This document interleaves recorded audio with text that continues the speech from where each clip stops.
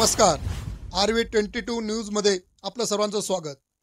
सिन्नर तालुक्यातील नांदूरशिंगोटे येथे सालाबादप्रमाणे याही वर्षी महाशिवरात्रीचे औचित्य साधून भव्य कीर्तन सोहळा व महाप्रसादाचे आयोजन करण्यात आले होते। येथील महादेव मंदिराला संपूर्ण विद्युत रोषणाई व रंगरंगोटी करण्यात आली। त्याचप्रमाणे सकाळी महाअभिषेक करण्यात आला। त्यानंतर सायंकाळी सुप्रसिद्ध कीर्तनकार हबब प्रांजलताई पानसरे जुन्नरकर यांचे सुश्राव्य असे जाहीर कीर्तन करण्यात आले। यावेळी पानसरे यांनी आपल्या कीर्तनामधून भक्तजनांना योग्य असे मार्गदर्शन करून महाशिवरात्री निमित्त केलेल्या कीर्तनाची महती पटवून देण्यात आली। यावेळी त्यांनी आज जागतिक महिला दिन असल्या कारणाने महिलांना जागतिक महिला दिनाच्या शुभेच्छा दिल्या। यावेळी येथील उपस्थित महिलांना श्रुतिका शेळके हिने जागतिक महिला दिनाबाबत थोडक्यात आपले मनोगत व्यक्त केले व महिलांना शुभेच्छा दिल्या। यानंतर या ठिकाणी भव्य असे महाप्रसादाचे आयोजन करण्यात आले होते। सर्व भक्तजनांनी यावेळी मनमुराद महाप्रसादाचा आस्वाद घेतला।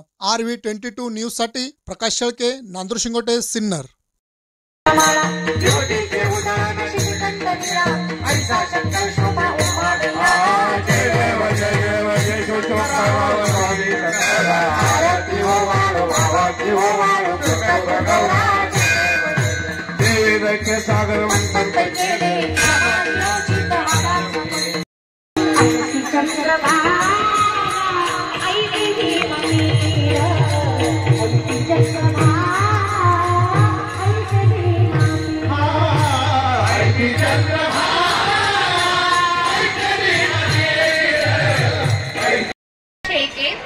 प्रथमतः सर्व मॅनेजमेंट खरं तर इथं बोलण्याचं कारण म्हणजे की आजचा जो काही दिवस आहे 8 मार्च जागतिक महिला दिन, त्याच बरोबर जागतिक महिला दिनासोबतच आज भगवान महादेवांना नमन करण्याचा हा काही दिवस आहे। अत्यंत महत्त्वाचा दिवस आहे महाशिवरात्री।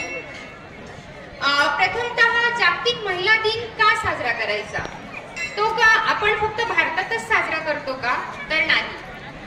जागतिक महिला दिन हा आपण अमेरिका, रशिया, चीन, जपान, कॅनडा, बेल्जियम, ग्रीस असे अनेक राष्ट्र आहे, मोठमोठ्या महासत्ता आहेत, तिथेही साजरा करतो। का करायचा आपण हा दिन साजरा, काय आहे त्याचे उद्दिष्ट, काय आहे त्याचं ध्येय? त्यामागे प्रेरणा आहे की स्त्रियांना त्यांच्या यशामध्ये, त्यांच्या प्रगतीमध्ये मार्गदर्शन करण्याची। त्यामध्ये प्रेरणा आहे ज्या स्त्रिया आपल्या प्रगतीने, आपल्या जिद्दीने, मेहनतीने, कष्टाने अत्यंत मोठमोठ्या पदांवर गेल्या आहेत, त्यांचे कौतुक करण्याची, त्यांच्या सन्मानाची। तुमच्या माझ्यासारख्या अनेक स्त्रियांना आपल्या जीवनामध्ये काहीतरी बनायचं असतं, काहीतरी करायचं असतं, काहीतरी जिद्द असते, परंतु त्यांना प्लॅटफॉर्म भेटत नाही। परंतु या दिवसानिमित्त मला एक सांगावंसं वाटतं की स्त्री म्हणजे स्त्री एक